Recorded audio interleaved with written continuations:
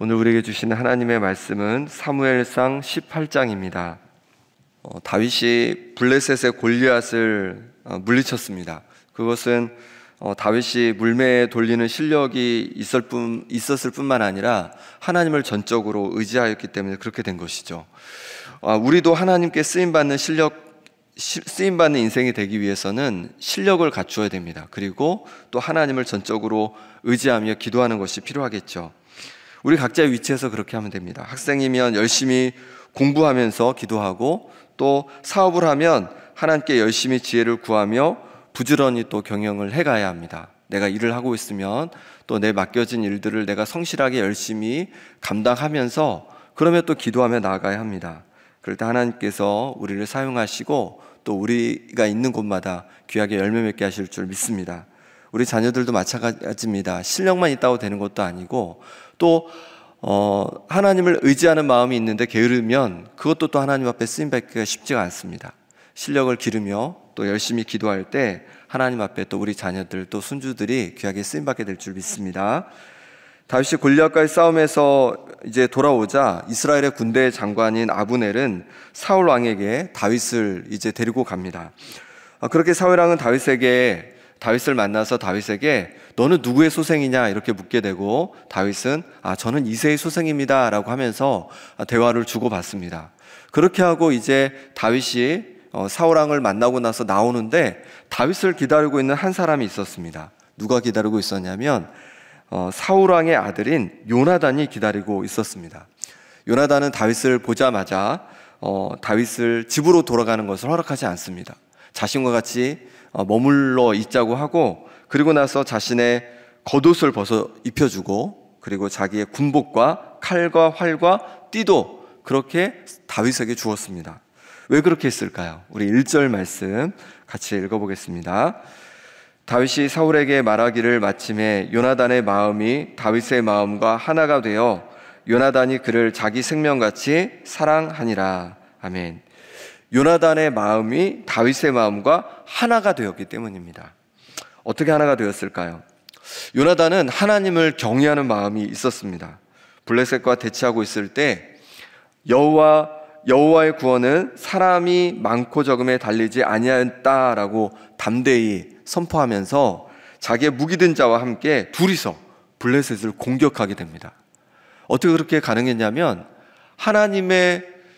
이 전쟁의 승리는 하나님께서 주신다고 여겼기 때문에 그렇습니다. 아무리 블레셋이 무서워도 두려워도 하나님께서 훨씬 크신 분이고 전쟁의 승리를 가져다 주시는 분이기에 하나님께서 함께 하시면 능히 이길 수 있다, 이런 놀라운 믿음을 요나단은 가지고 있었던 것이죠. 그렇게 이제 요나단은 자기 무기든 자와 함께 공격을 하게 되고, 하나님께서 도와주셔서 블레셋 진영에 공포와 떨림이 임하게 됩니다. 그리고 이스라엘은 그 전쟁에서 승리를 거두게 됩니다. 하나님을 경외하며 담대히 나아갈 때 하나님께서 도와주시는 것을 이 요나단은 경험했습니다. 하지만 사울 왕은 어땠습니까? 아들 요나단과는 달랐습니다. 하나님을 의지하지 않고 사람들을 두려워하면서 그렇게 인생을 살아갔던 것이죠. 그러던 중 다윗이라는 소년이 자신처럼 하나님을 경외함으로 담대히 골리앗을 여호와 하나님의 이름으로 하나님을 의지하여 물리치는 것을 보니까 마음이 하나가 된 거예요. 너무 마음이 좋은 겁니다. 자신의 마음을 잘 이해할 수 있을 것 같고, 또 함께 하나님을 섬기면서 놀라운 일들을 해갈 수 있을 거라 생각이 드는 겁니다. 요나단은 드디어 자신의 마음에 맞는 믿음의 친구를 만나게 된 것이죠. 우리에게도 좋은 만남이 있기를 소망합니다.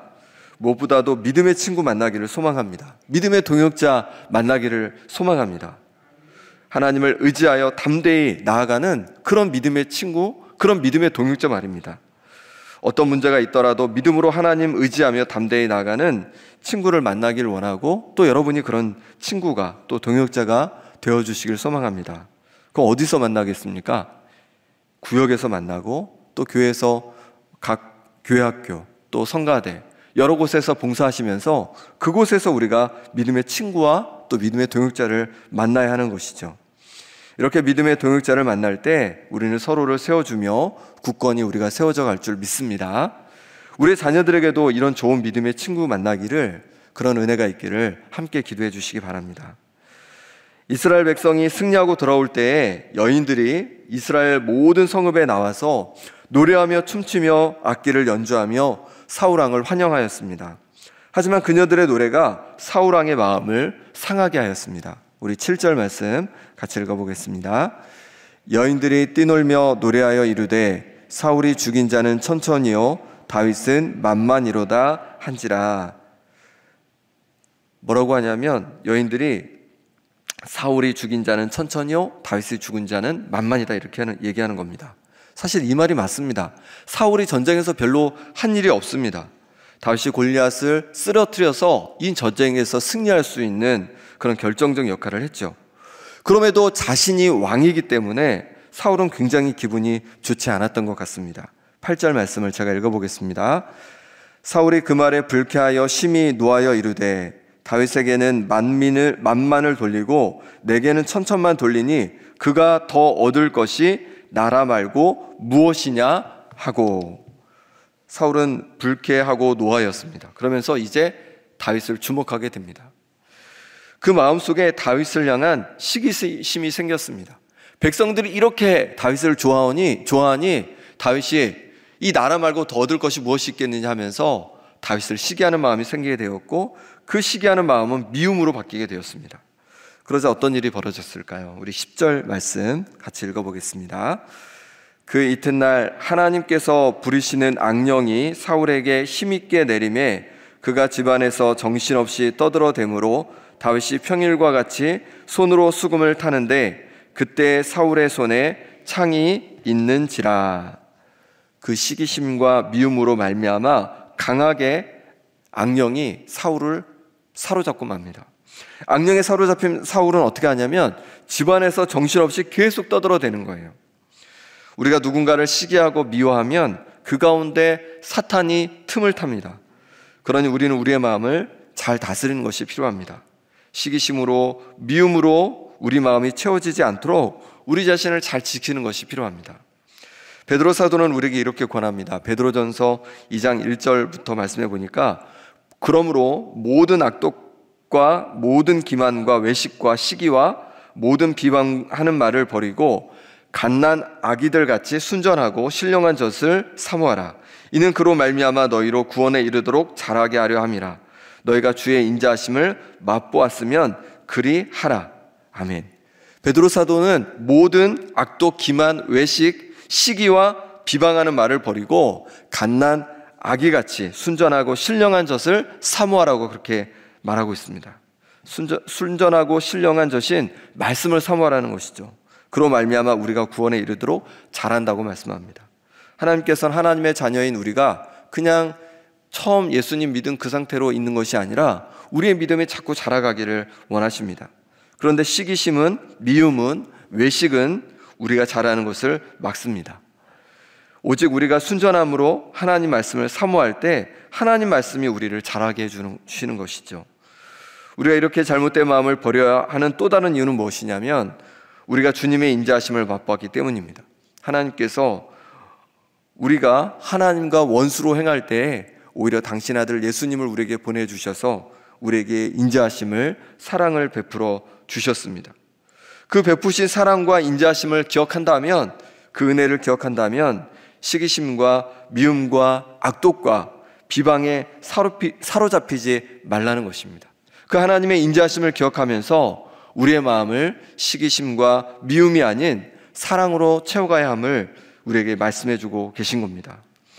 우리 속에 때로 우리의 마음을 상하게 하는 사람들을 발견하게 될 때에도 그것 때문에 미움으로 또 시기심으로 사로잡히는 것이 아니라 주님의 우리를 향하신, 우리를 긍휼히 여기신 그 사랑을, 우리를 용서하신 그 사랑을 기억하면서 사랑으로 또 우리 마음을 채워갈 수 있는 우리 성도님들 되시기를 소망합니다.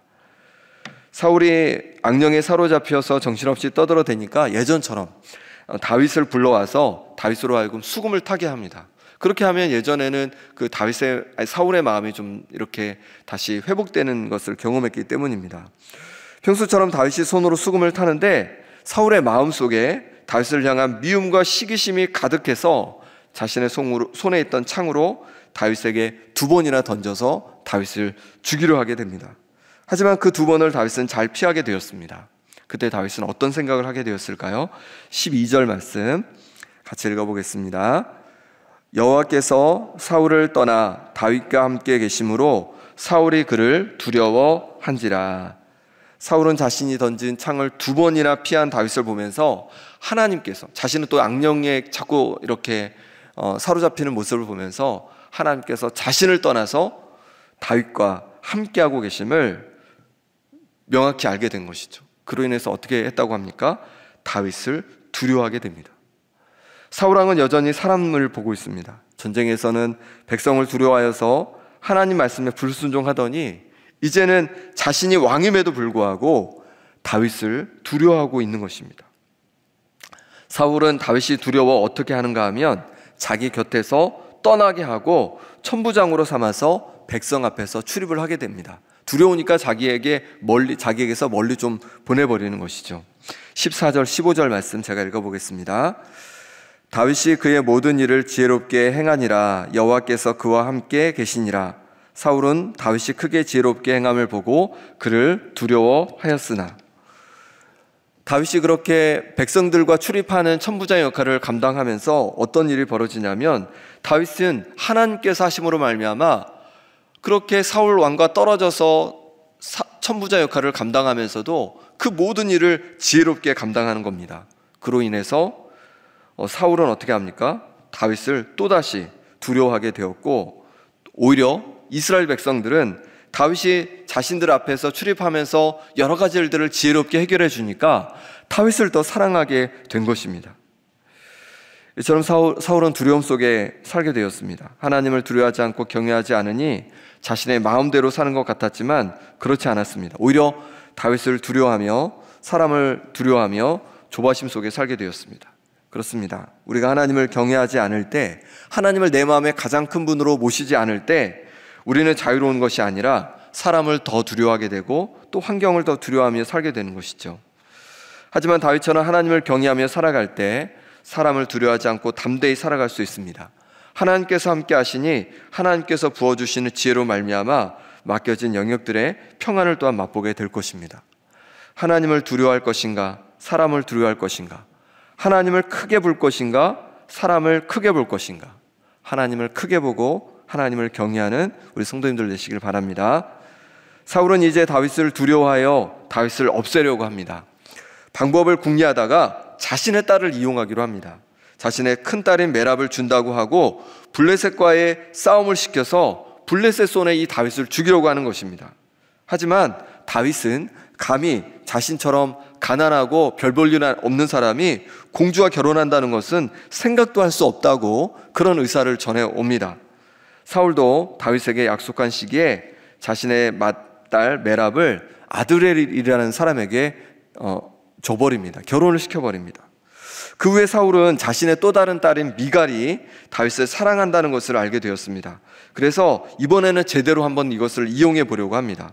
21절 말씀 같이 읽어보겠습니다.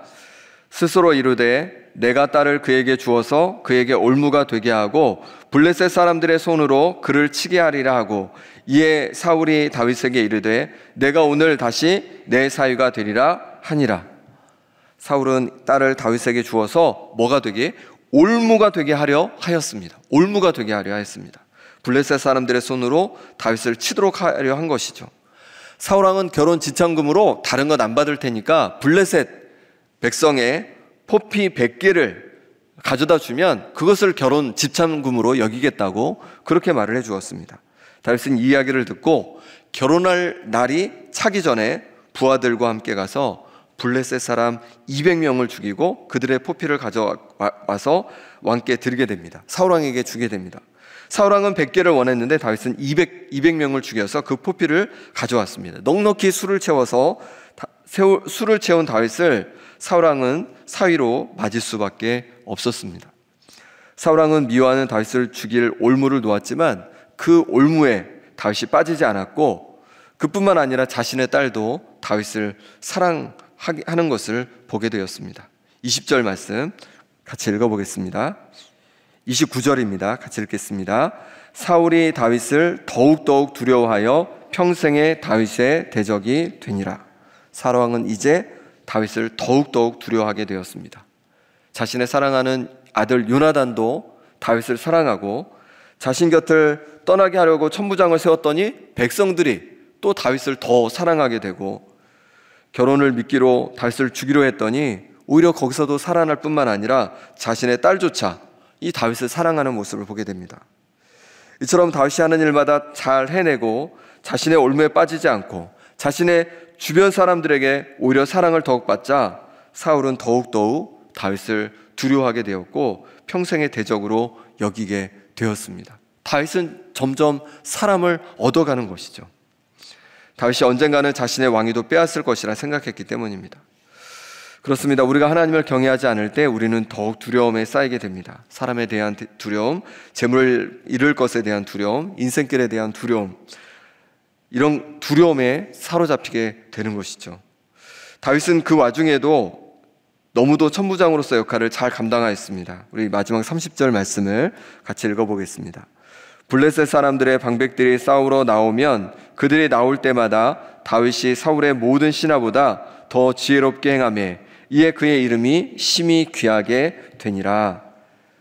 블레셋 사람들의 방백들이 싸우러 나올 때마다 이 다윗이 다른 모든 신하들보다 더 지혜롭게 행함으로 말미암아 다 이기게 되고, 그래서 다윗의 이름이 점점 존귀하게 높여지는 것입니다. 하나님을 경외하고 하나님을 의지했던 다윗은 하나님께서 함께 하시니 가는 곳마다 사랑을 받고 그 이름이 점점 높아지는 것입니다. 우리의 인생도 다윗 같은 인생이 되길 소망합니다. 하나님께서 함께 하셔서 지혜가 더해지고 또 하는 일마다 인정받고 귀하게 여김받는 역사 일어나길 소망합니다. 어떻게 이것이 가능합니까?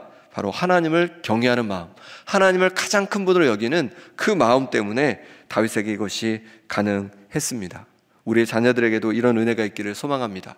하나님을 가장 큰 분으로 마음의 여김으로 말미암아 어디 가나 하나님께서 함께 하셔서 지혜가 더해지고 또 하는 일마다 잘 되고 또 인정받고 모든 사람들에게 사랑받는 그런 은혜가 있기를 소망합니다. 함께 기도하겠습니다. 하나님 아버지, 하나님을 내 인생의 가장 큰 분으로 모십니다. 내 인생에 동행하여 주시고 지혜를 더하여 주시옵소서. 또 우리 자녀들과 손주들도 하나님을 경외하며 하나님을 의지하며 살아가는 인생 되게 하여 주시옵소서. 함께 기도하시고 또 휴가 중에 계신 담임 목사님 평안한 육신과 마음의 평안을 더하여 주시고 또 영혼도 온전한 쉼을 얻도록 하나님께서 은혜를 더하여 주시라고 이 시간 우리 함께 기도하겠습니다. 하나님 아버지, 하나님께서 하나님 아버지 우리 인생 가운데 찾아와 주시고 또 붙잡아 주시길 원합니다. 하나님, 우리가 다른 것을, 다른 사람을 또 재물을 하나님보다 더 크게 여기며 살아갔던 모습을 용서해 주옵소서. 이제 하나님을 내 인생의 가장 큰 분으로 여기고 하나님을 경외하는 내 인생이 되어지길 원합니다.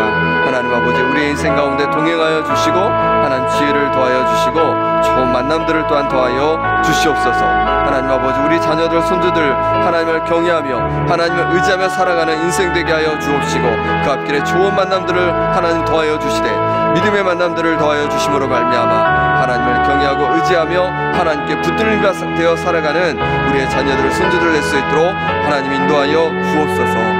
휴가 중에 계신 담임 목사님 가운데 하나님 육신의 평안한 쉼을 더하여 주시고 마음과 영혼도 아버지 하나님 안식을 허락하여 주셔서 주님 주시는 안식 속의 평안 속에 하나님 아버지 쉼을 잘 갖고 온전히 회복되어서 다시 만날 수 있도록 은혜 더하여 주옵소서.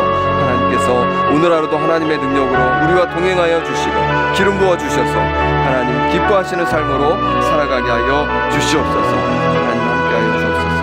우리 도와여 주옵소서.